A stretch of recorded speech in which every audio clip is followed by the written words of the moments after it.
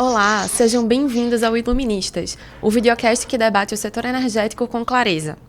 Esse é um espaço que coloca a luz aos temas complexos, sempre com os maiores especialistas do país. O Iluministas é uma iniciativa do Instituto Pensar Energia.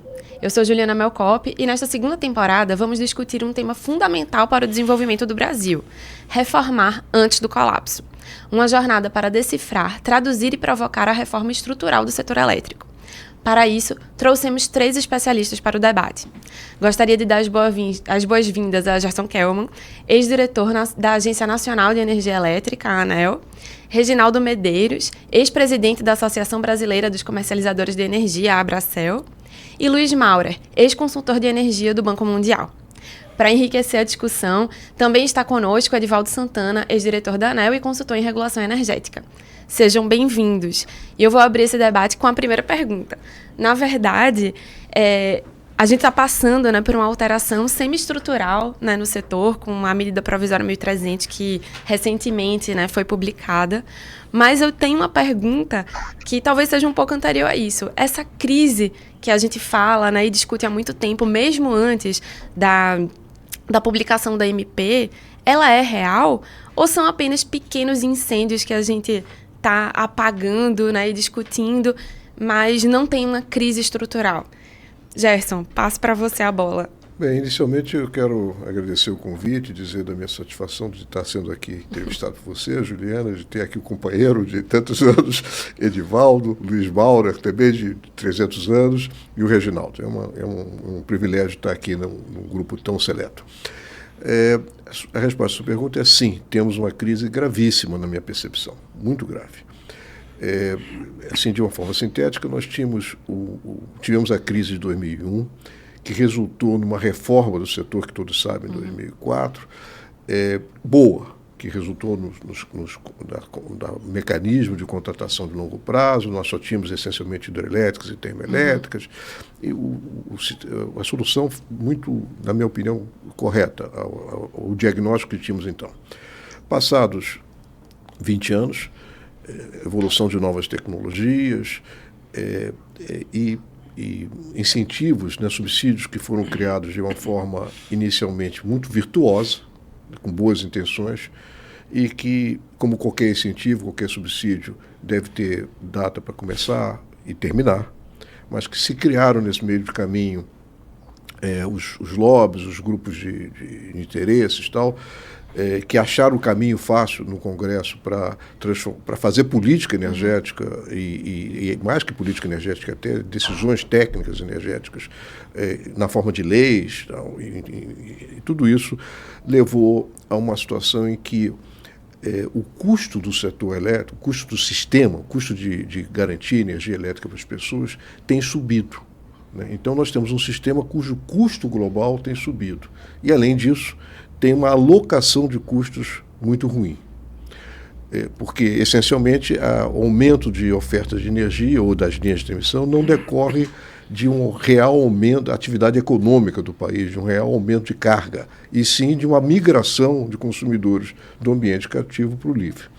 Bem, então, a crise é grave, e essa medida provisória 1300, ela toca em alguns temas relevantes, mas essencialmente relacionados à alocação de custo. Quer dizer, quem paga a conta corrige diversos equívocos, quer dizer, diversas injustiças, mas não consegue, não tem abrangência para endereçar o tema, que é como é que a gente controla, evita o crescimento desordenado do custo sistêmico. Quer dizer, porque a gente está simplesmente criando excesso de geração de energia, quando na realidade nós temos falta de outros atributos do sistema. Mas paro por aqui para não estender demais. Mas, enfim, agora, com um disclaimer aqui, no ambiente familiar, eu sou conhecido como um sujeito extremamente pessimista. Então, no caso do setor elétrico, eu sim acho que nós estamos numa crise gravíssima. É interessante, Gerson, essa fala, porque eu até falei, uma reforma semi-estrutural, porque, de fato, alguns pontos, que já são consenso no setor, que deveriam ser aprofundados, numa reforma, não foram tocados. E aí eu aproveito o seu gancho para falar sobre o lobby, né? Queria perguntar a Edivaldo, a questão do lobby, de fato, pode ser considerado um dos problemas estruturais do setor? E aí já continuo também.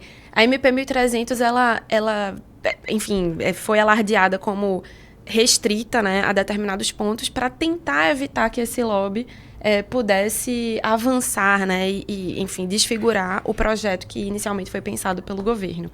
Então, Edivaldo, qual a sua opinião? Pois é, então, normalmente, eu também agradeço o convite de estar novamente aqui presente e com pessoas tão ilustres e que representam tanto para mim. A principal fonte de ineficiência do setor elétrico não é técnica, é a alocação de risco e custo e a estrutura de governança. Então, a medida provisória, infelizmente, não toca nada disso. E a solução apresentada, aliás, qualquer que fosse a solução que não mexesse nisso, pode sair pior, porque foram 600 e tantas emendas, se aprovar um bocado disso aí, tudo aquilo que se pensou na boa ideia de reduzir custo, alocar melhor, pode piorar. Então, acho que isso e tem um efeito que o lobby provocou, por exemplo, o que a crise é grave, mas ficou tão desordenada a evolução das fontes, das boas fontes renováveis, que, por exemplo, o ONS tem insistido que olha, falta o número para este ano, faltam 4.200 megawatts de potência. Ou seja, tem muita energia, mas não tem potência. Ou seja, é que a gente está acostumado a ver uma crise energética, vai faltar energia. Então ela hoje é financeira, e se não tomar cuidado com o que pode acontecer em termos de confiabilidade e segurança, ela também passa a ser uma crise parecida com a de 2021, é mais fácil. 21. Então, de fato, é uma crise grave, e enquanto não mexer na governança, que muitos dos pontos que estão na medida provisória não precisariam de medida provisória. Se fosse na estrutura de 2001, a ANEEL, junto com o ONS e o CCE, resolveu. Hoje não, tem temas muito técnicos que vão para o Congresso e saem de lá pior. Então, não é só o lobby, né? A estrutura de governança, de uma maneira geral. O lobby é só uma figura que ganhou força porque a estrutura de governança é inadequada. Então, as decisões são no Congresso. Então, todo Congresso tem muito poder, o lobby atua, é assim mesmo. Acaba sendo um estratagema, né, dos agentes diante das brechas que se encontram, né, dentro da governança também. Claro. Vou perguntar para Maurer. Maurer, você concorda com essa percepção de que o lobby pode ser considerado também um dos problemas, né, talvez estruturais ou estruturantes do setor? E quais seriam outros problemas que você visualiza nessa crise que a gente tem institucionalizada? Muito bem, é um prazer estar aqui nesse fórum novamente, com colegas que eu tanto respeito. Se você me permite, eu gostaria de endereçar um pouquinho a primeira pergunta. Nós estamos diante de uma crise. Eu claro, acho que com certeza. Depende do que a gente define como crise. E depende daqueles que vão ganhar e perder com a evolução que pode acontecer. A primeira pergunta, imagina que hoje o presidente Lula chamasse a cada um de nós separadamente e perguntasse, estamos diante de uma crise? E nós viríamos com todo o nosso linguajar técnico, sim, é um problema de sustentabilidade, o investimento não foi feito no ritmo adequado, foi feito acelerado, temos uma ineficiência brutal na alocação de recursos. E o presidente ia perguntar, sim, vai faltar energia nos próximos 2 anos? E nós diríamos, olha, pode ser, nós vivemos num sistema hidrelétrico, mas em princípio não. Nós não temos mais aquele choque de oferta que nós tivemos em 86 no Sul, 87 no Nordeste, 2001 a nível nacional. 2013 ficou mascarado, mas foi uma crise enorme, hídrica. 2021, uma crise de energia, uma crise de potência. Então nós diríamos, não é uma crise desse tipo. Pode acontecer, como disse o Edivaldo, pode acontecer, migrar para uma coisa desse tipo, mas nos próximos 2 anos a gente tem excesso de capacidade. E a crise que eu vejo é mais no sentido de uma crise financeira. Estou corroborando aqui, meus colegas já disseram, é um apagão financeiro. Toda essa expansão que a gente fez, e mais do que a gente vai ter que fazer para tornar o sistema mais flexível e controlável, Isso representa um enorme investimento que tem que ser pago. E nós temos hoje problemas na alocação de custos entre segmento cativo, não só segmento cativo e segmento livre, mas também dentro do cativo. Nós vamos ter problemas. Hoje já existe isenção pela MP para vários milhões de consumidores que não vão pagar sua conta até 80 kWh. Nós temos quem entra em GD, que pega um free ride no sistema. Ou seja, existe uma alocação de recursos péssima e uma eficiência alocativa do CAPEX péssima. E o presidente vai dizer, isso vai dar algum problema a curto prazo, nos próximos 2 anos? A resposta vai ser provavelmente não. Então, que crise é essa que nós estamos falando? Não é uma crise, não é um choque de oferta. É um problema de sustentabilidade. Eu vi isso acontecendo na República Dominicana. Posso descrever em mais detalhes, se houver interesse. Um apagão financeiro. Um apagão financeiro que teve consequências desastrosas. E aí eu comungo da preocupação do Kelmo. Eu sou mais do lado pessimista do que do lado otimista. Ou, digamos, um otimista cauteloso. Ô, Maura... Mas então, essa é a minha visão da crise, Juliana. Desculpe essa introdução, mas, por favor, vamos fazer um gancho com a tua pergunta. Não, eu acho que foi muito interessante essa tua resposta, porque queria que você explicasse um pouco melhor o que seria esse apagão financeiro. Seria essa falta de alocação adequada dos recursos, um subsídio cruzado que a gente estabelece talvez para um consumidor ou um outro tipo de agente que não necessariamente mereceria esse subsídio? É essa crise que você está falando? Bom, vamos olhar a nível agregado. Quando eu digo apagão financeiro, é que o sistema como um todo não vai conseguir arrecadar os recursos para a gente financiar toda essa expansão de CAPEX. Então, eco apareceu ou não? Apareceu um pouquinho, mas a gente te escuta bem. Não sei por que ele aparece e desaparece. Então, vai faltar dinheiro no sistema. Esse é um problema alocativo.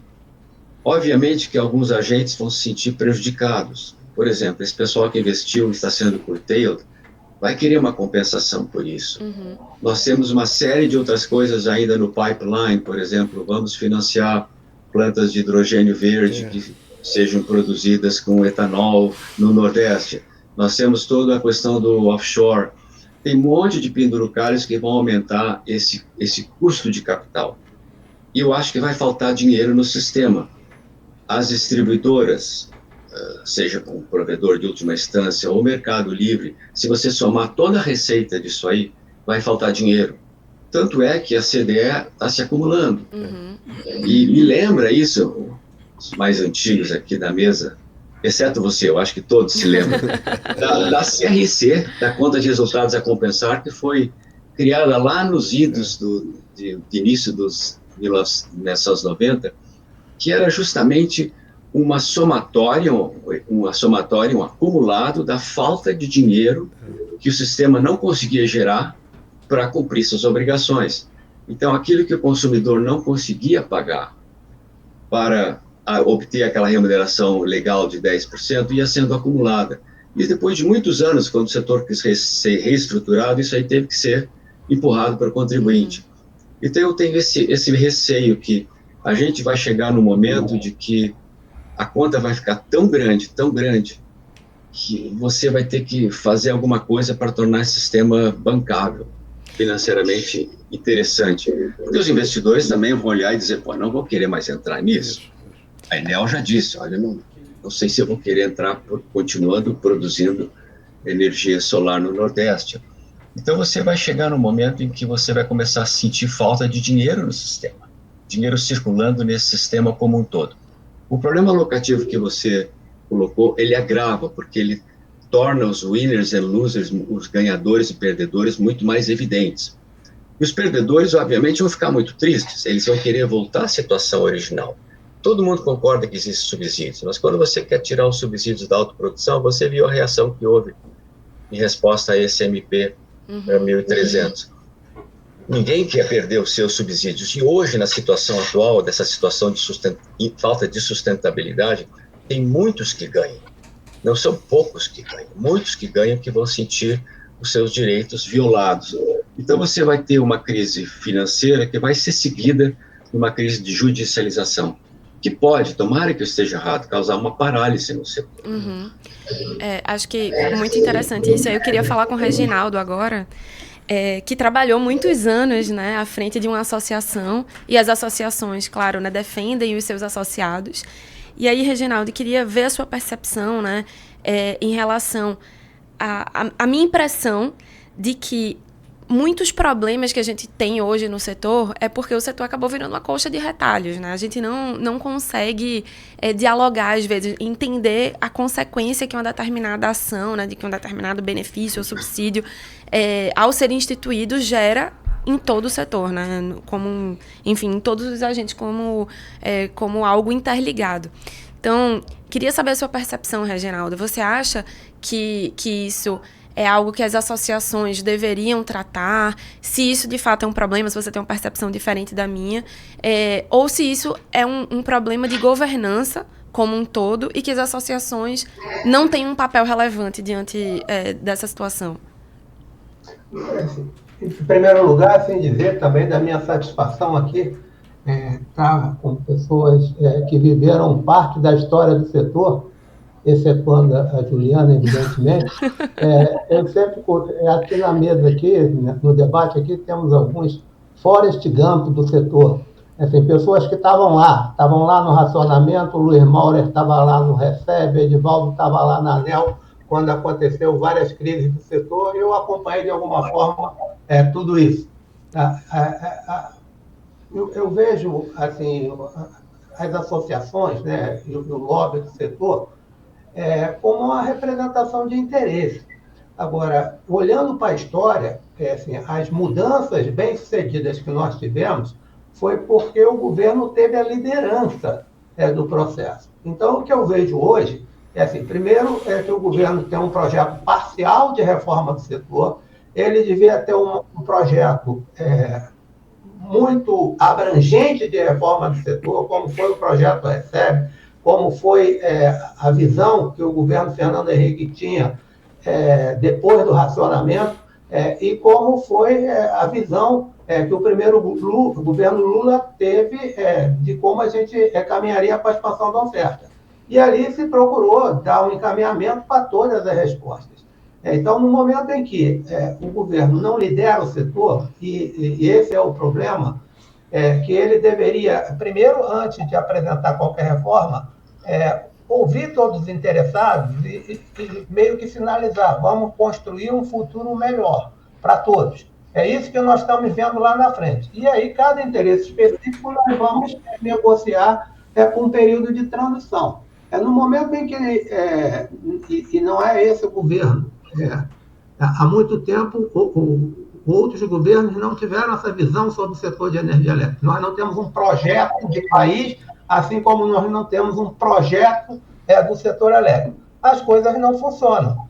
E aí, por essa falta de liderança do governo, progressivamente os interesses setoriais foram se organizando em torno de associações, e essas associações, junto com os interesses particulares, vão ao Congresso para tentar prevalecer os seus interesses, até porque muitos deles não são resolvidos pelo governo, que deveria liderar todo o processo. Então, é um pouco isso que eu vejo. Eu não acho que o lobby seja um mal em si, mas eu, até por estar aqui em Brasília, eu queria que a gente organizasse um mercado em que as empresas, ao invés de investir no lobby, gastar a estrutura para 30 associações, investisse o dinheiro no aumento da competitividade de cada empresa. Mas isso só será possível se o governo tiver, esse governo ou qualquer governo, tiver um desenho claro do mercado, em que todos saibam como o mercado funciona de uma forma em que os custos sejam alocados corretamente em cada um e que possa gerenciar esse risco. Hoje não está. Hoje o risco está na pior representação do setor, que é o consumidor cativo, que a rigor ele tem uma representação lá pelo Conselho de Consumidores, que na verdade é uma representação tutelada pelas distribuidoras. Então é esse que eu vejo o problema, e a gente só terá solução para ele no momento em que a gente tiver efetivamente um projeto de setor olhando para o futuro e que todos possam entender esse projeto e ver o seu papel nesse projeto. E eu falo isso olhando para o passado, as mudanças que nós fizemos no setor elétrico que deram certo e as que não deram certo. Então, eu acho que é um pouquinho isso que a gente precisa. Obrigada, Reginaldo. Eu concordo com você, né, que o lobby não é um mal em si, mas a gente pode tentar controlar ele, né, e aí viria essa governança, né, essa estrutura do Estado, né, para fazer a triagem do que deve ou não deve ser aceito, né. Mas eu queria parar um pouquinho esse papo sobre lobby, a gente volta para ele, e convidar Edivaldo e Gerson também a discutirem essa fala de Maurer, né? Que eu achei muito interessante. Porque a falta de recurso, ela não é de agora, né, no setor. Ela vem há vários anos, né? Desde que eu entrei no setor, a gente fala disso, né? Que o preço da energia é muito elevado, é um preço que não reflete o seu custo efetivo, mas sim um preço de subsídios que talvez tenham sido mal preparados, né, mal instituídos. E a gente sempre passa essa conta para o consumidor final. Então, Gerson, com certeza, né, viveu isso na pele em alguns momentos do Tesouro, aportando dinheiro, né, para tentar reduzir a tarifa de energia. E hoje a gente vê na MP 1.300 também uma tentativa de tirar um subsídio que existe, né, seja da autoprodução, seja da ponta do consumo livre, né, com a perda do desconto lá das 5, para tentar fazer esse subsídio ser alocado para os consumidores de baixa renda, né? Essa é a proposta hoje do governo. Vocês entendem que essa nova tentativa de reduzir a tarifa de energia e fazer uma alocação para os consumidores de baixa renda, ela talvez seja muito ousada? A gente precisaria combinar com São Pedro também, né, para evitar que essa tarifa aumente? Ou deveria ser feito um esforço conjunto com o Tesouro Nacional, como foi feito lá em 2012, 2013, para investir na CDE e reduzir essa tarifa? Como é que vocês veem isso? Começo eu? Bem, primeiro eu queria resgatar um pouco o que disse Reginaldo e também Luiz. O Reginaldo corretamente apontou que nós temos uma falta de plano, de visão de que a gente quer para o setor elétrico. O governo não tem uma proposta, não tem liderança nisso. E nós, na realidade, não temos também uma visão, um plano de país, né? Não temos um norte do país. E, então, essa falta de liderança do executivo, eu acho que se qualquer um de nós fosse ministro, não estaria também resolvendo, porque não é um problema circunstancial. É um problema do nosso processo histórico que levou a uma crise da nossa democracia. Nós estamos com a crise do processo democrático. E essa hiperpoder do legislativo leva a uma situação de impasse. Ou seja, um legislativo que tudo pode, que tem 600 empreendedores individuais lá. Eu sei que você não queria que eu voltasse esse tempo, mas temos 600 empreendedores, da ordem de 600 empreendedores individuais, cada um procurando atender o seu pedaço, né? Sem visão de país, sem visão de conjunto. Não é só no setor elétrico, é em todos os setores. É verdade. Né? Então, nós não vamos conseguir que o setor elétrico seja exceção, que a gente consiga uma exceção nisso. Então, o meu pessimismo leva ao ponto de que nós temos que... Quer dizer, nós começamos com um presidencialismo forte lá atrás, depois um presidencialismo de coalizão, depois... Agora não é mais presidencialismo, nós temos um parlamentarismo sem responsabilidade do parlamento. Então, possivelmente, nós temos que sair desse impasse, talvez com parlamentarismo de verdade ou qualquer outra coisa assim.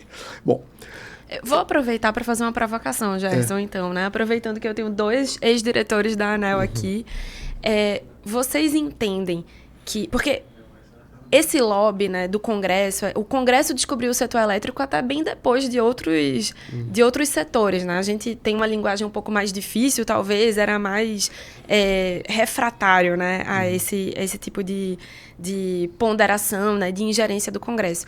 Mas faz uns 10 anos, mais ou menos, que isso começou a ser corriqueiro, né? Então, Edivaldo até falou que itens técnicos, né, que eram muitas vezes decididos na ANEEL, decididos no Ministério, agora passaram a ser pauta do Congresso. Vocês entendem que houve talvez um enfraquecimento dos órgãos técnicos, EPE, ONS e ANEEL, que acabou levando a essa descoberta? Eu vou dar a chance ao Divaldo, mas é claro que sim, né? Nós sabemos, isso não precisa falar muito sobre isso, que todos nós concordamos que sim, que tem isso. Por que um senador quer indicar um dirigente da ANEEL? É porque ele acha que esse dirigente é o mais capaz para tomar decisões tecnicamente complexas? Possivelmente não. Pode ser um dirigente bom, uma pessoa boa, mas o interesse é outro, é de exercer poder. Na hipótese mais benigna, é exercer poder. Tem hipóteses menos benignas. Mas o que eu queria voltar aqui ao ponto do Mauro, e aí eu passo logo para o Edivaldo, é que o que o Mauro estava dizendo é o seguinte, que o custo do sistema, como o sistema tem uma alocação de capital ruim, pelo menos o que eu entendi, viu, Luiz? Tem uma alocação de capital ruim, né? E portanto, gasta demais, muito capex. É o exemplo da pizza, né? Nós temos todos em torno de uma pizza que a pizza vai ficando cada vez mais cara. E nós ficamos discutindo quem paga o quê, como é que rateamos o custo da pizza. Mas ela vai ficando cada vez mais cara porque o queijo está mais caro, porque o tomate, você põe queijo, você compra mais queijo que você põe na pizza, parte estraga, porque o tomate... Enfim, nós temos um método ruim de alocar capital. Então, por conta disso, a capacidade da sociedade de pagar por esse sistema, por esse serviço, pode ficar insuficiente. Foi o que eu entendi que ele falou. E nesses casos, quando a capacidade de pagar é inferior ao custo do serviço, e tem vários exemplos disso, por exemplo, no saneamento. Quer dizer, você pega uma região muito pobre, um estado muito pobre, para prestar o serviço apropriadamente, o custo do serviço é maior do que a capacidade de pagamento agregado daquela população. Então, inexoravelmente, você tem que vir com recursos de fora. E esse recurso de fora vem do Tesouro, vem do contribuinte, né? Então, no passado, nós tivemos várias intervenções em que parte do custo tem que ser coberto pelo contribuinte, porque é uma solidariedade na escala nacional. E, lamentavelmente, por má alocação agora dos recursos dos impostos, né, recursos fiscais, nós não temos mais recursos fiscais. É ilusório imaginar que o Tesouro vai poder socorrer. É claro que a isenção de pagamento para até 80 kWh é uma medida, a meu ver, correta e que devia ser coberta pelo Tesouro, devia ser o contribuinte, é claro, não devia ser subsídio cruzado. Nem imaginar uma coisa dessa, porque não tem recursos fiscais para isso. Isso vale para a energia elétrica, vale para o saneamento, vale para uma série de outras coisas. Quer dizer, eu também no saneamento tenho um pouco de preocupação de que vai ter um ponto em que a capacidade de pagamento de algumas sociedades vai ser inferior ao custo do serviço. E aí a gente capota, né? Foi a minha interpretação, Mauro, do que você falou, mas agora o Edivaldo faz. O exemplo da pizza foi excelente. Eu acho que é isso nós mesmo. Estamos desperdiçando tomate às vezes desperdiçando combustível, às vezes desperdiçando vento, sol. É isso. E esse apagão, eu prefiro colapso de custo, é que, por exemplo, os cortes de geração. Aí tem corte de geração, não, então vamos repassar essa conta para os demais. Aí, esse é um pedaço da conta. Depois, não, mas para evitar os cortes de geração, aumenta a transmissão. Aí aumenta a transmissão. E a transmissão é desnecessária. Mas aumenta a transmissão. Aí a conta vai ser paga, mesmo que seja paga por todo mundo, vai aumentando a conta em coisas ineficientes. E ninguém estuda por que eu tenho que aumentar a conta. O caso dos cortes de geração é um exemplo interessante. O número não é público, infelizmente, você tem que sair catando lá dentro do ONS e acaba encontrando, quem sabe fazer a conta.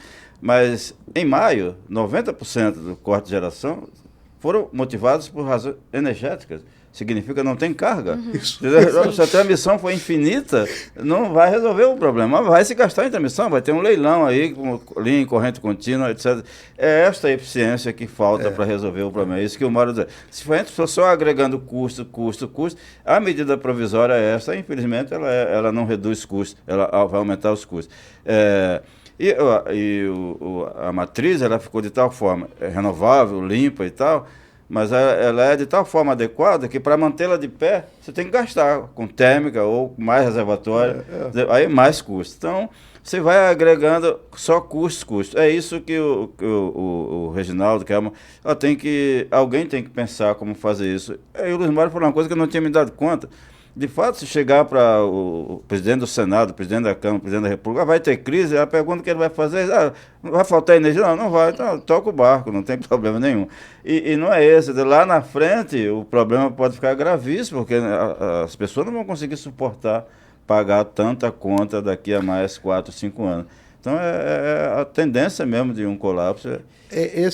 Só para dizer que nós já temos alguns sintomas, né? Quer dizer, o fato de que o furto de energia tem crescido é um assunto relacionado à questão da segurança, mas não é só a segurança, também que a conta vai ficando cara e as pessoas vão começando a ficar, aumenta a inadimplência, aumenta o custo de energia, etc. É isso, eu só até para completar, até ouvi também, especialmente tanto o Mauro quanto o Reginaldo, a medida provisória que eu acho que nós mesmo, eu não me lembro do governo ter chamado de reforma, e nós começamos a falar reforma, quando na realidade não tem reforma alguma. Porque antes de ser publicada a medida, né, surgiu aquele PL, né? E aí o PL, que é quase o mesmo texto, né, tem o mesmo direcionamento, foi tratado como um PL de reforma do E setor. o governo gostou do termo, então também está chamando, e não é reforma alguma. Mas aí a minha questão vocês não acham que tem um risco de, olha, na minha impressão, a medida provisória não vai ser aprovada. Algumas coisas vão adiante, mas o próprio governo diz, o que eu tinha era isso, nos próximos anos não tenho mais nada, o problema da nossa parte está resolvido. Isso não é um risco de achar que o problema está resolvido? Quando na realidade não resolveu, vai criar mais problema? O que você acha, o Mauro e o Reginaldo? Mauro? Concordo, mais uma vez, Edivaldo. Infelizmente, tem que haver uma percepção de crise muito, muito séria para que o executivo se mova. Eu acho que a gente culpa muito o Congresso, culpa muito os lobbies, mas esse poder crescente é um vácuo deixado pelo executivo. Sim. Se a gente comparar como o executivo agiu diante das últimas reformas, a gente vai ver que foi um papel proeminente, por razões, às vezes, motivadas por crises. Por exemplo, o Fernando Henrique resolveu fazer a reforma porque o setor estava literalmente quebrado. Eu usei a CRC como exemplo, na época eram 30 bilhões de dólares, hoje corrigido talvez sejam 60. CRC é como se, mal comparando, Juliane, é como se fosse o consumidor dissesse, eu não consigo mais pagar essa CDE, vai colocando numa conta extracontábil. Aí você começa numa conta extracontábil e vai se acumulando. Isso foi o que foi na CRC. A crise era terrível, e a crise financeira, obviamente, gerou uma crise de suprimento. O executivo tomou um papel proeminente naquele momento, pelo menos no primeiro mandato do Fernando Henrique. No segundo mandato, não, o executivo se afastou e precipitou, então, o apagão que não aconteceu, mas a crise de energia. Depois veio a Dilma, em 2013, 2014. O PT, ele capitalizou em cima da crise de 2001 e um dos poucos planos de governo que o PT tinha era racionamento nunca mais. Era um plano. Por sorte, a Dilma pegou aquele plano, que seria um plano de terra arrasada, e construiu em cima, fez coisas boas. Construiu os leilões, terminou com o problema de VN, introduziu a EPE, que lá no Recebe se chamava IDESE, existia, mas nunca foi implementada no segundo mandato do Fernando Henrique. E, infelizmente, freou a concorrência no varejo. Mas foi resposta a uma crise. A CP33, por que não andou? Ela era também holística, ela tinha uma visão do todo. Bom, ali eram vários fatores, não dá para dizer que, na CP33 o Congresso tinha um papel proeminente. Eram 2 anos, não havia percepção de crise, o Executivo já estava praticamente em fim de mandato. No primeiro ano, por questões políticas, o Temer acabou deixando as coisas de lado, então não houve percepção de crise, apesar de ter sido uma questão holística. Então não houve uma participação forte do Executivo. No governo do Bolsonaro, ele tinha um objetivo claro, que era a privatização da Eletrobras. E vocês lembram simbolicamente o que ele fez. Ele pegou um projeto de lei, foi caminhando com sua com sua equipe até o Congresso e mostrou quão comprometido eles estavam com aquilo. Não era um projeto de reforma holístico, mas mostra que quando o Executivo tem um objetivo, e o objetivo dele era privatizar uma grande empresa, que era o seu plano de governo, as coisas andam. Mas o Executivo só anda se houver uma percepção de crise muito forte. E a gente fica culpando que o Congresso ocupou esse espaço. Ocupou esse espaço deixado pelo Executivo. O Executivo só anda quando existe crise. Então, infelizmente, a gente tem que estar andando de crise em crise para tomar medidas mais holísticas e mais projetos de governo do setor de energia, infelizmente. Acho que o problema, Maura, é que agora a gente não anda mais de crise em crise, né? A crise, ela é contínua, ela não se resolve. Mas não a percepção de crise. Nós falamos crise de sustentabilidade, nós enxergamos essa crise, mas o governo não enxerga. Lembra das palavras do Fernando Henrique, quando o Brasil estava na iminência de uma crise? Isso já era em março, mas ninguém me falou. Então a percepção de crise era diluída, ou se alguém falou, não falou nas palavras corretas, que isso aí poderia levar a uma crise. Então, existe a questão crise, que a gente entende que pode ter um reflexo daqui a 2, 3 anos.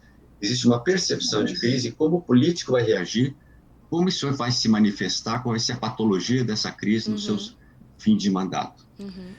Reginaldo?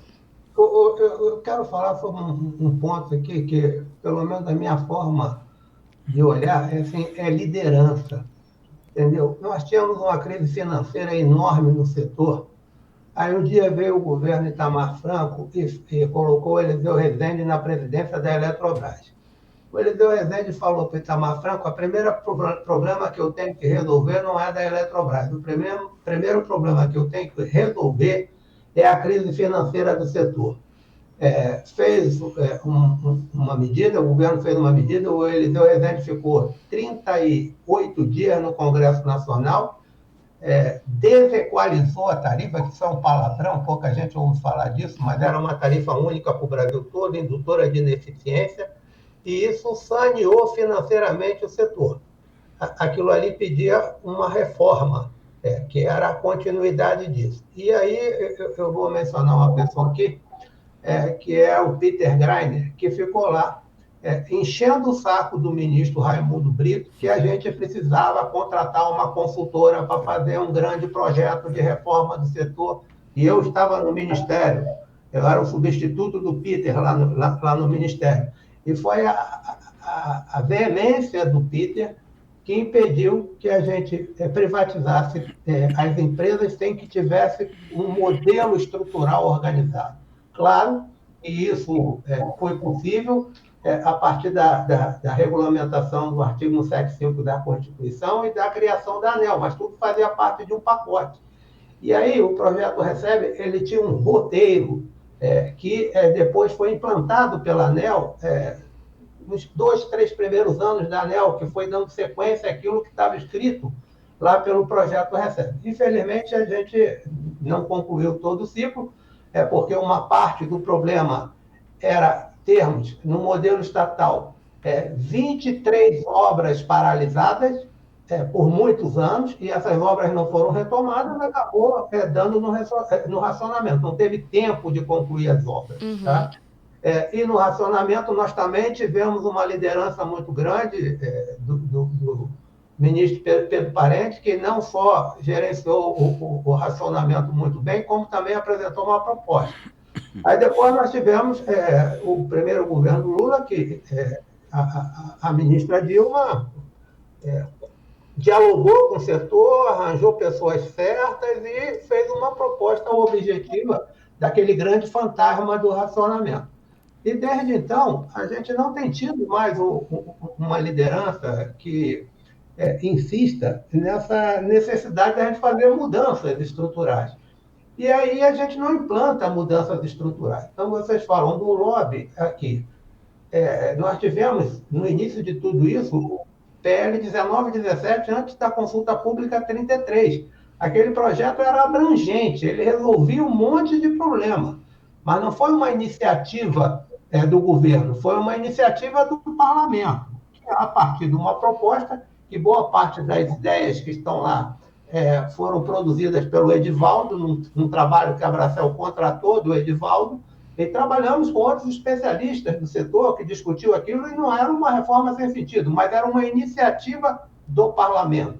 Tá? E a consulta pública 33, que foi uma discussão ampla, mas não se chegou a lugar nenhum. Então, eu volto a esse ponto da liderança, a gente tem que ter essa visão, a gente deve perseguir um projeto de país e um projeto de setor. Se a gente não fizer isso, a gente vai viver de crise em crise. E aí concordo com o Luiz Mauro, só vai ter ou uma crise financeira ou uma crise de abastecimento, que vai motivar, possivelmente, o próximo governo, seja ele lá quem for, a fazer mudanças profundas e estruturais no setor e ter uma visão clara e abrangente de todos os problemas que precisamos resolver. Então, para mim, assim, da fala de todos vocês, fica muito claro que a gente tem um problema de ineficiência setorial, né? Então, só que essa ineficiência, ela não consegue ser enxergada pelo Poder Executivo, porque o Poder Executivo tem uma percepção de crise muito diferente de nós, né? Ou ele é a fonte de ineficiência. Né? Também, né? Também. Mas como a gente pode lidar com isso, Gerson? Bom, eu volto ao que já falamos. Nós temos que ter um plano de país, uma visão do que o país, qual é a vocação do país. Vamos pegar aqui, fazer um paralelo com a China. Né? A China diz, eu tenho um problema de combustíveis, a China não tem óleo. Né? Então ela diz, bom, eu não quero importar óleo, e ela eletrificou, a China é eletrificada por uma necessidade, por uma visão estratégica chinesa, de que não quer de segurança, e eletrificou, fez uma opção tecnológica pela eletrificação e teve um monte de bônus, porque ela é a principal fornecedora de toda a indústria de renováveis, né, de novas renováveis, solar e tal, no mundo, né? O principal produtor de painéis solares. Tal. E hoje até de automóveis elétricos. Automóveis elétricos. Foi a aposta dela nisso aqui. Quer dizer, então ela olhou a necessidade dela e disse, bom, eu me situo no mundo dessa maneira, eu vou ser exportador, vou ser o grande promotor da eletrificação, que eu acho correto, quer dizer, eu não estou criticando, não, correto. Mas ela não reagiu a estímulos externos. Ela teve um diagnóstico do que o país precisava. Nós carecemos disso. Então, quando eu vejo, por exemplo, nós já passamos aqui de raspão uma questão do hidrogênio verde. Né? Eu vi a reclamação de que há o ONS não deu acesso a uma fábrica de hidrogênio verde que se instalaria no PCM. Eu vi essa reclamação. E aí eu me lembrei, eu fui interventor na Enersul, foi uma experiência complicada. Lá no Enersul, que é Mato Grosso do Sul, tinha umas fazendas, eu vou fazer um paralelo, depois eu volto aqui, tinha umas fazendas lá remotas, tal, que você tinha que estender dezenas de quilômetros, mais de centenas de quilômetros de fiação para atender aquela fazenda. Era um consumidor naquele local lá. Sob o ponto de vista da distribuidora da Enersul, não fazia sentido aquilo. Mas teríamos que atender pelas regras tal, depois de ter feito os investimentos todos que careciam em outros setores mais populares, enfim, para atender a população mais carente, etc, etc. Como é que é isso? Isso aí, como é que funciona o setor elétrico? Edivaldo sabe. O interessado pode pagar pela linha e algum dia ele vai ser ressarcido. E aquilo entra como é que chama? Obrigações especiais. Isso. Quer dizer, ou seja, a distribuidora não vai ser remunerada por um ativo que não foi ela, então foram os acionistas que pagaram. Pronto, está tudo certo, tem obrigações especiais. Então, isso está tudo... a situação é análoga. Alguém quer construir uma carga enorme, pelo que eu vi, num primeiro momento seria 1,2 gigawatts, podendo chegar a 7 gigawatts, ou quase isso. A soma, né, de todos é grande, não, bem não, relevante. lá no PCM, enfim, uma carga enorme, concentrada, que exige linha de transmissão. Bom, quem vai pagar essa linha de transmissão? É igual ao fazendeiro lá no Mato Grosso do Sul. Quer dizer, na conta da viabilidade desse empreendimento tem que entrar o reforço do sistema de transmissão, que não pode ser rateado entre todos, porque aquilo, no estudo de viabilidade, isso tem que entrar. E não ficar reclamando que o ONS não deu acesso, tal. E mais que isso, já que eu estou falando de hidrogênio verde, mostra um pouco aquilo que eu comecei a falar. Quer dizer, nós não temos um plano. Quer dizer, é viável o Brasil, se for, é maravilhoso, nós produzimos hidrogênio verde e exportarmos hidrogênio verde, ou usá-lo internamente, exportar produtos com baixo conteúdo de carbono, maravilha, se for viável. Mas fica se falando em bilhões e bilhões de reais, sem ter, eu não vi nenhum PPA, quer dizer, onde é que está o contrato de compra de hidrogênio verde? Quer dizer, e aí, em que base nós estamos comprometendo os escassos recursos que nós temos numa aposta que não foi ainda, a meu ver, claramente definida qual é a chance que nós temos de liderar esse processo. Entende? Se for viável, se mostrar que tem compradores na Europa, tal, enfim, tem mercado, é ótimo. Mas ficar comprometendo os recursos dos consumidores brasileiros para construir linha, para atender isso, eu acho que falta uma visão de país. Eu concordo, acho que é isso mesmo. Só um exemplo, essa visão do país de liderança, uma liderança técnica, e que também conheço de política, o Reginaldo deu um bom exemplo do Eliseu Rezende, entende? Que ele excelente. Um líder. O cara tem uma lei, no nome dele, a lei 8631 é a lei Eliseu Rezende. Então, precisa desse cara, tem que ter esse cara. Não faz muito tempo, eu era presidente da Abraço, porque 2 anos e 1 mês, e já era articulista, colunista do jornal, e eu criticava o leilão de reserva. Nós chegamos a contratar eólica, solar e PCH como reserva. Uhum. Agora nós estamos contratando a reserva da reserva, porque aquilo não é reserva, entendeu? Então foi um erro grave. Mas só eu falava, aí não adiantava nada. Aí o ministro me chamou lá, professor Divaldo, só o senhor está reclamando desse negócio de reserva, precisa reclamar mais, porque toda hora chega um senador ou um empresário pedindo leilão de reserva. Aí eu fiz um artigo duríssimo, aí ele conseguiu convencer o parlamento, o presidente da República e tal, que não precisaria mais de leilão de reserva. Daí em diante não teve mais. Em 2017 ou 2018 acabou o leilão de reserva. Isso é poder demais para uma associação. Isso é muito poder. E a medida provisória, essa 1.300, eu não tenho notícia de que o ministro ou alguém do governo tenha chamado os donos das empresas, os presidentes de conselhos, acionistas. Não chamou. Chamar a associação, entendeu? E essa, para mim, é a grande distorção. Mas acho que também não foram chamadas as associações, né? Não, mas quando chama, eu dei o meu exemplo, é a associação, entendeu? Então, a associação não põe dinheiro. Então, criou-se um terceiro poder, por isso que eu acho que a gente pode mexer no que quiser, se a gente não alterar a estrutura de governança, de que as decisões, como que é saírem do parlamento e voltarem para o âmbito técnico, a gente pode fazer o que quiser e não resolve, porque seja o que for, chegou lá, sai de uma maneira diferente e pior, entendeu? Por isso que eu digo que e não é culpa do lobby, o lobby está usando, dado que é assim, eu vou aproveitar essas brechas e vou embora. Entendeu? Porque... Edivaldo, permite só um comentário. Quem cria as associações são as empresas.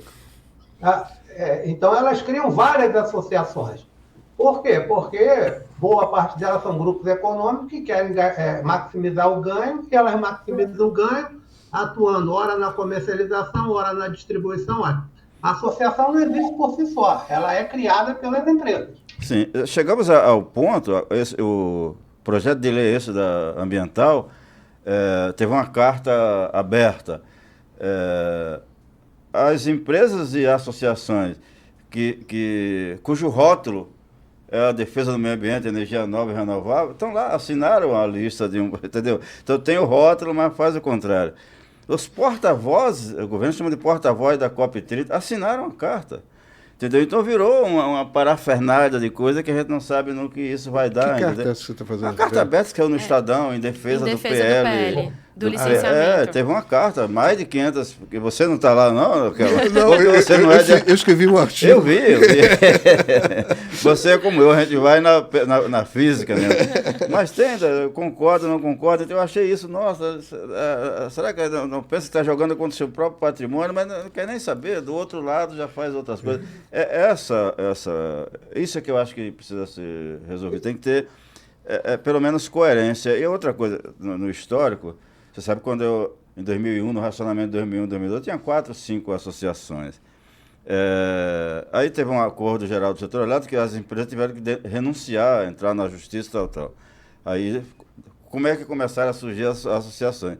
Um mês depois eu coordenei a assinatura do acordo, aí uma associação entrou na justiça. Aí o diretor-geral da ANEEL, é lá da sua área, mandou para mim, a associação aqui é para não conhecer. Entendeu? Tá? Uma associação não pode entrar na justiça contra a ANEEL. É a empresa que tem que entrar, elas estão impedidas. Aí o Zé Mário pede a opinião do Cláudio Girardo, que era o procurador-geral. O Cláudio Girardo, não, pode sim, são representantes. Esse parecer do Cláudio Girardo, que é válido até hoje, que fez proliferar as associações, a tal ponto de que o apagão de agosto de 2023, nenhuma eólica ou solar entrou com recurso, com uma multa de 258 milhões. Foi a eólica, foi a Absolar. Esse recurso não podia ser conhecido. Auto de infração ser recorrido por uma associação, entendeu? Chegamos a esse ponto. Teve também dos agentes, né? Mas houve, de fato, então, o recurso das associações. Em conjunto, inclusive. Em conjunto. Juliana, deixa eu contar uma novidade rápida sobre a associação. Depois que eu saí lá da Abracel, eu criei a empresa aqui, que é uma empresa de assessoria regulatória e governamental, empresinha pequena, e eu já fui procurado várias vezes para criar a associação. Não, você vai ser o presidente. Pelo amor de Deus, não, associação não. E as empresas contratam empresas como a minha, porque elas não se sentem representadas pelas associações, embora tenham 40.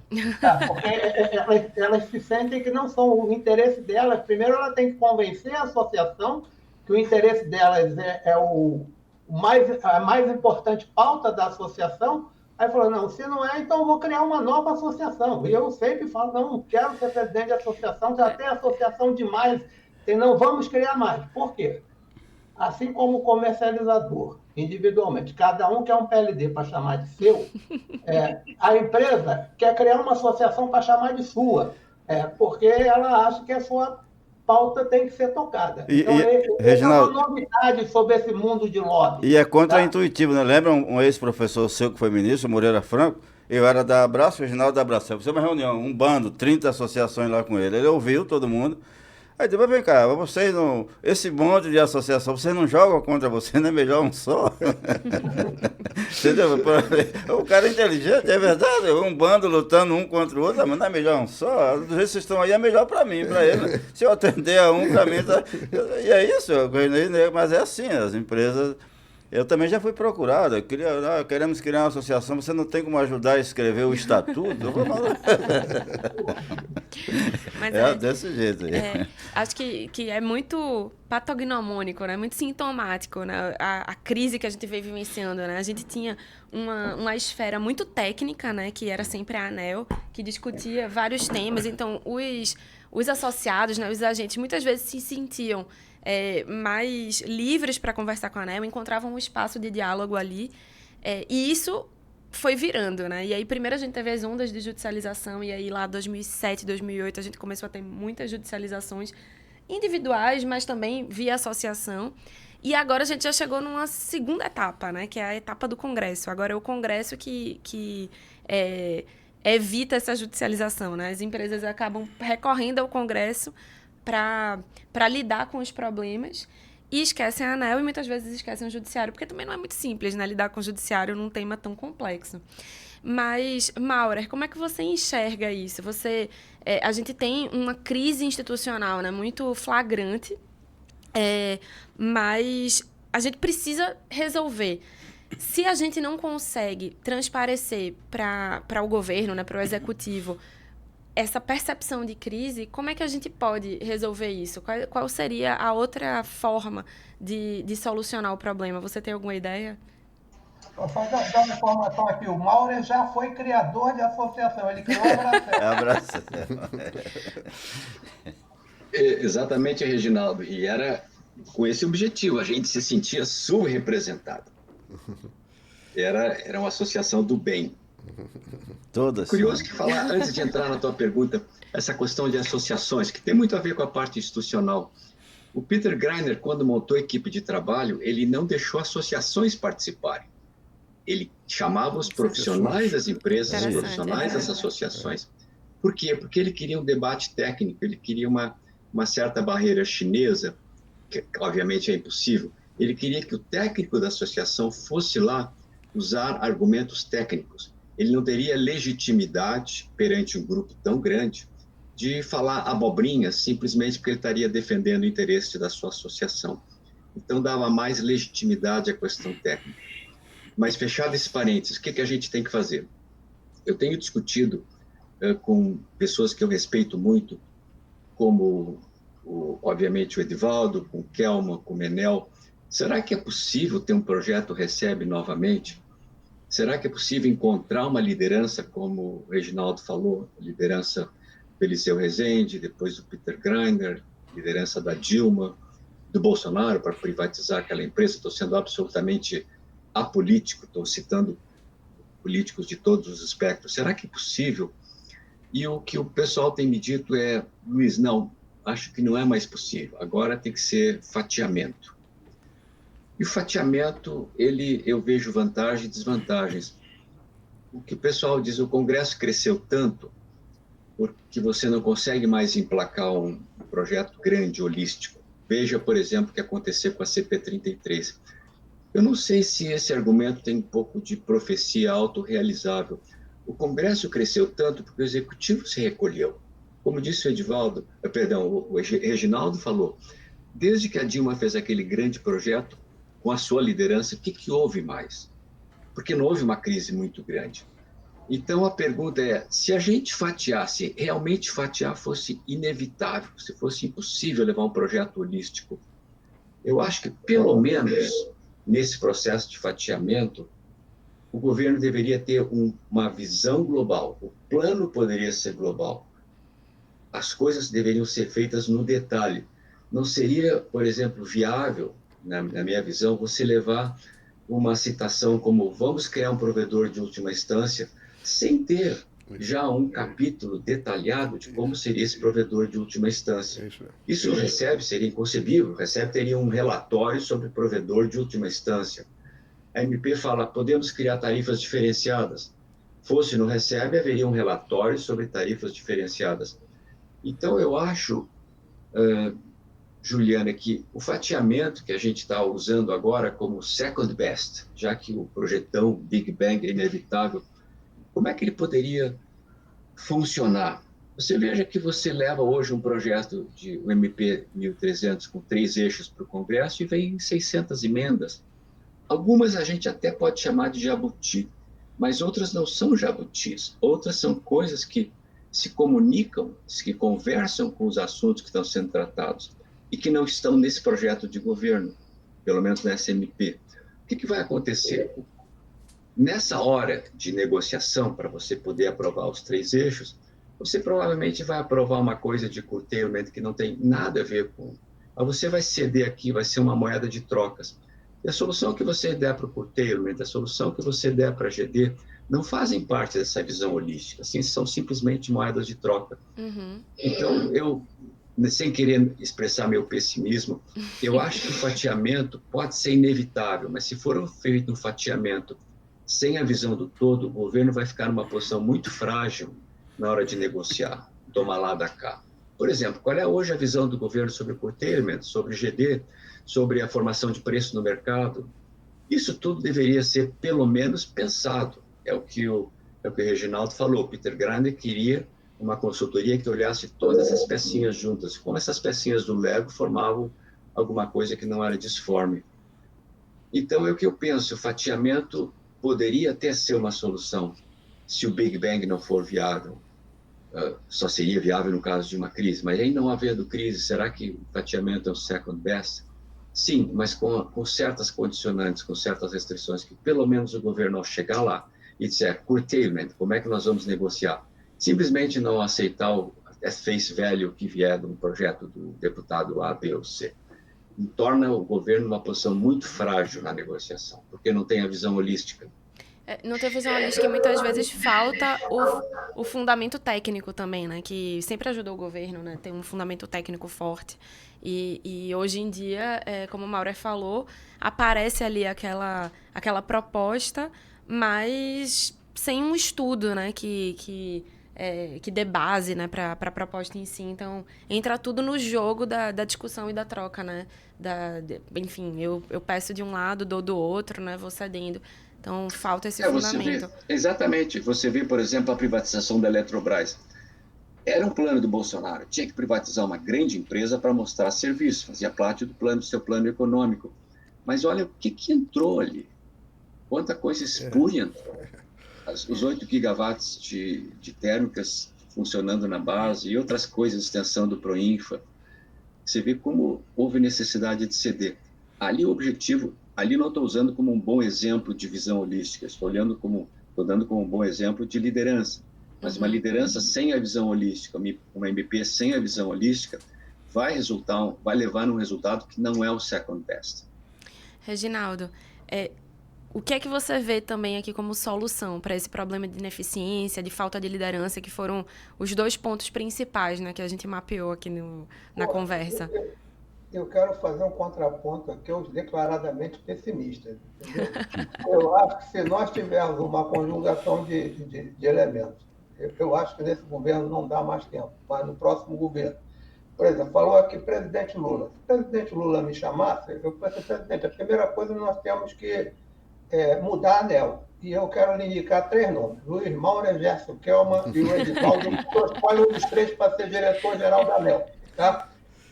E vamos fazer um estudo profundo, e aí eu acredito no Recebe 2, a vingança, entendeu? Para a gente ver o que a gente precisa fazer. E aí tem que ter uma liderança muito forte, porque o ministro que é pouco citado aqui, o Saxida, que só ficou 6 meses.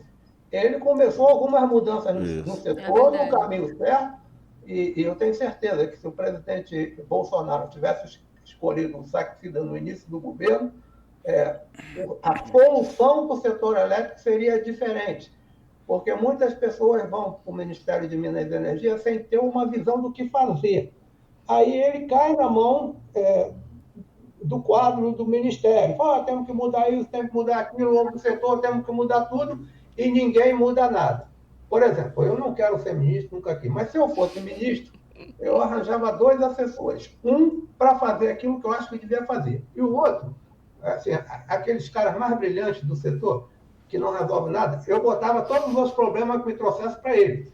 E eu ia me concentrar na solução estrutural do problema, porque sem solução estrutural, não há solução pontual.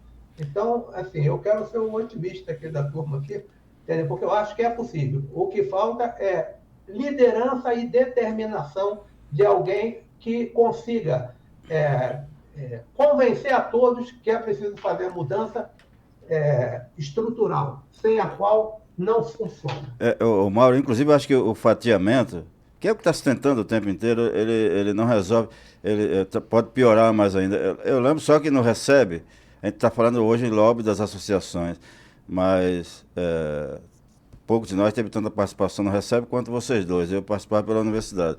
Mas naquela época tinha um lobby terrível da Eletrobras. A Eletrobras queria fazer o que queria. E a liderança técnica do Peter Greiner disse, não, isso quem vai tocar é o Ministério. Então, ele foi essa liderança que o Reginaldo falou.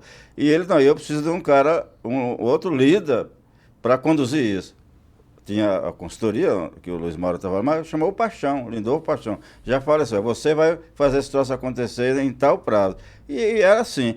Então, eu ainda acredito que se tiver um ministro de Minas e Energia, um líder técnico, mais técnico até do que político, o Eliseu Rezende é um exemplo, ele tinha sido ministro de transporte lá no regime militar, mas depois ele era um presidente de uma empresa, mas era uma liderança técnica, entendia tudo. Era um PhD em matemática. PhD em matemática no MIT, então então ele era respeitado. Então, se te chegar um cara com esse respeito no Congresso, não tem como o cara chegar com uma emenda que pode ter inversão do fluxo de potência que não tem problema. Não, entendeu? O cara não vai dizer isso entendeu? É por aí. Falta um cara. Sim, diga. Recebe que tinha toda essa consultoria, mas tinha uma estrutura nova lá com cheque de sanidade, lá que o pessoal chamava do Wise Man, que era o Camilo Pena, o Túlio, Adilson de Oliveira, que tinha um filtro lá, falou, isso faz sentido? de um cheque de sanidade também, com pessoas que tinham essa capacidade de ser críticas. É o teste do riso, né? Para ver se passa no teste do riso a proposta. E tinha o BNDES, né? Que como tinha privatização correndo junto, tinha uma turma lá do BNDES, isso aqui não faz sentido. Ou seja, tem que montar uma estrutura desse tipo para fazer tudo, porque até no setor elétrico a somatória das partes não dá o todo, entendeu? Então é muito difícil. Então eu acho que é por aí. Eu acho que o Reginaldo falou a palavra-chave, é uma liderança técnica super importante, que conheça, respeitado e que seja respeitado no Congresso. Isso falta, isso nós tivemos lá atrás. Né? Talvez até uma coalizão, né, Reginaldo? Eu não sei, as associações, para mim, talvez elas podem exercer esse papel, né, assim, de juntar grandes nomes e dizer, vamos fazer aqui uma coalizão, vamos levar isso adiante, numa tentativa de estruturar melhor o setor. Pensando no meu mundo ideal. Isso, né? Se poliana seria ótimo, quer dizer, seria digamos... A associação hoje, muitas delas funcionam assim, mais ou menos como um sindicato, porque elas têm uma burocracia lá, e aí as associações competem entre elas, porque as empresas estão em várias, qual é melhor entrar nessa, naquela, é meio que um mercado, entendeu? E tem muita gente competente nas associações, mas nem todos têm uma visão de que ele vai resolver o problema do segmento dele, mas para resolver o problema do segmento dele, ele tem que resolver o problema do todo. Senão, ele só vai ficar puxando a sardinha, né? A brasa para a sardinha dele, entendeu? E não vai funcionar. Não vai funcionar. Aliás, por que tem tanta associação de geradores? Porque cada um defende, o meu subsídio é melhor que o teu. Eu sou contra subsídio, mas o meu é muito bom. Só para... sim. Teve uma época, o ministro era Fernando Coelho. Aí eu não me lembro qual era o projeto de lei, se era o 233 ou 14, um desses. 414, né? 414. Vamos resolver, o ministro foi lá na reunião no hotel, um bocado de associação, era da Abraço, o Reginaldo estava junto. Aí, ponto daqui, ponto dali, ele com seus assessores, acertou tudo que podia ser acatado e aquilo ele ia defender lá no Congresso, naquela tarde, para aprovar já assim na semana seguinte. Ele foi embora, um pouquinho antes do almoço. Aí o ministro fechou a porta. Não, agora vamos negociar nossas emendas. No mesmo dia nós estávamos escrevendo emenda para uma coisa que nós já tínhamos combinado com o ministro, entendeu? Então é assim que funciona, então, não tem jeito.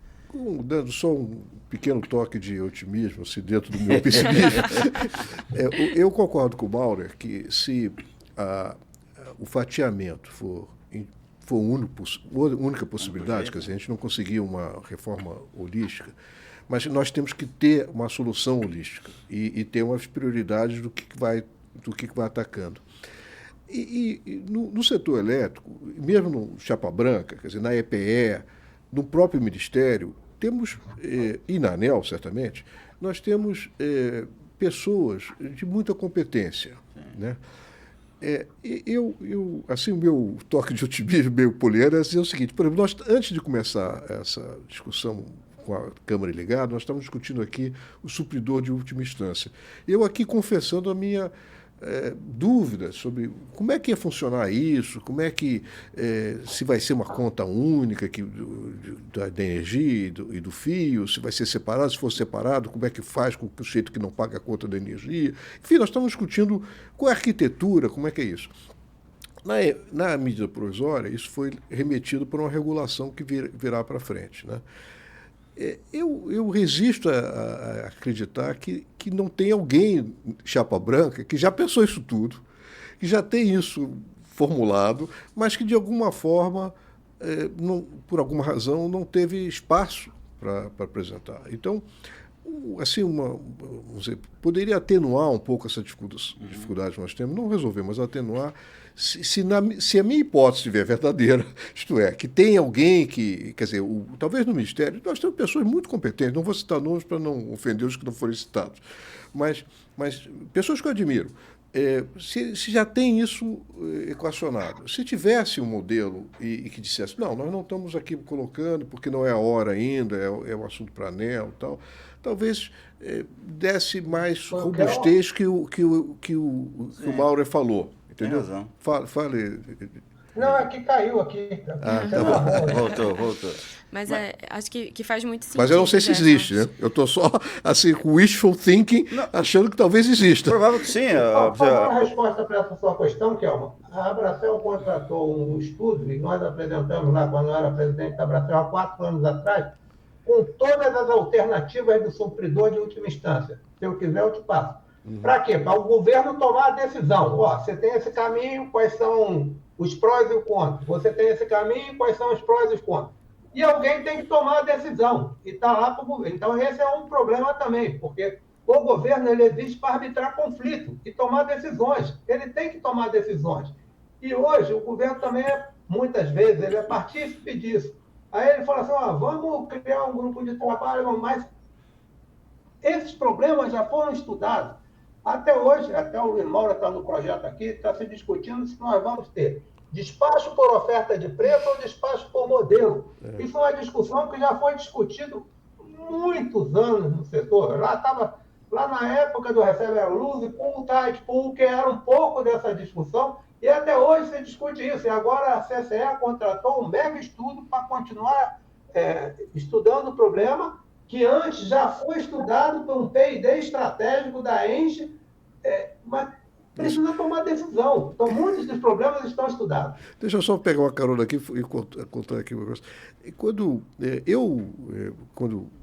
voltei do doutorado, eu fui trabalhar no CEPEL com muito orgulho. Foi uma das épocas mais interessantes da minha vida. E fui, portanto, partícipe da construção dos modelos que são até hoje usados, quer dizer, em relação à incerteza hidrológica, modelo de programação dinâmica estocástica, etc.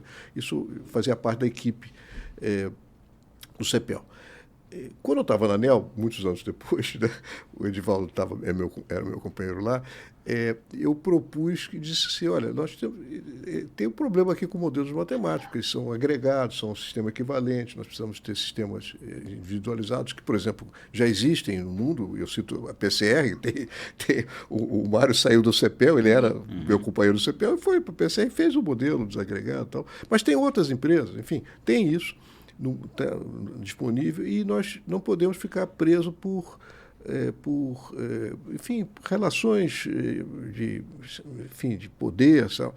Então eu propus como diretor-geral da ANEEL, no CMSE, o Edivaldo ia comigo lá, que, olha, vamos fazer aqui uma abertura, um concurso internacional para escolher, na época era só modelo, nós não tínhamos ainda oferta por preço, que era uma ideia que veio depois. E aí criaram o CEPAMP para neutralizar aquilo e tal. E nós estamos até hoje... Uma semana antes do ONS lançar o edital, criaram a CEPAMP. Quer dizer, eu até, no livro que escrevi em 2009, eu disse, olha, eu torço para que o CEPEL ganhe, porque eu tenho carinho pela minha origem e tal, mas nós não podemos subjugar, submeter toda uma estrutura do setor elétrico do país a uma questão de qual é a minha preferência da instituição ou do modelo, etc. Tal. Então, agora, essa discussão sobre se devemos evoluir para oferta de preço, acho que era super atual, nós temos que discutir isso mesmo. Muitos dos temores que eu tinha numa época que, lá do CEPEL, que nós tínhamos uma visão, digamos, de Gosplan, de planejamento centralizado, de espaço centralizado, tal, tem que ser revisto. Nós temos muita coisa para ser aperfeiçoada.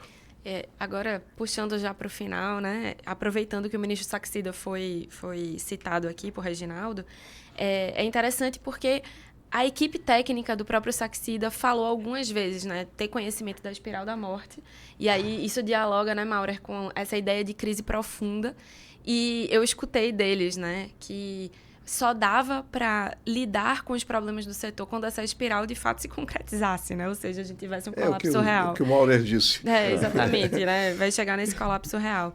Mas queria... Não, mas discusso só uma coisa, é que o Edivaldo disse que nós temos um problema de potência.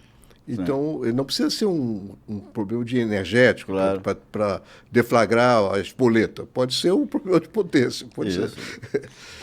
Vocês, então, enxergam como possível, né, a gente resolver essa ineficiência, mas claramente acho que o diagnóstico de todos foi a falta de uma liderança política e técnica.